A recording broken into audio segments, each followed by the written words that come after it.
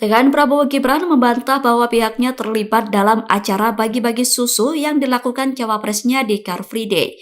Bantahan itu disampaikan oleh Wakil Ketua TKN Prabowo Gibran Habibur Rahman seusai menemani Gibran diperiksa Bawaslu Jakarta Pusat pada Rabu 3 Januari 2024. Habibur Rahman juga membantah bahwa acara bagi-bagi susu itu merupakan kampanye terselubung.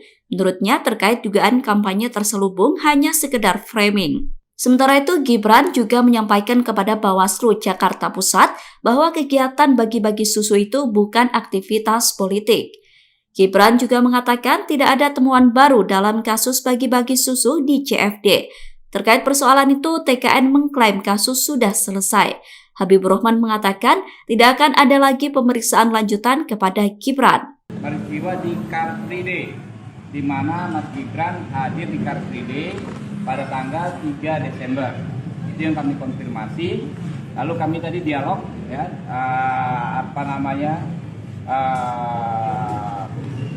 kami sampaikan, ya, disampaikan oleh Mas Gibran bahwa tidak ada kegiatan partai politik.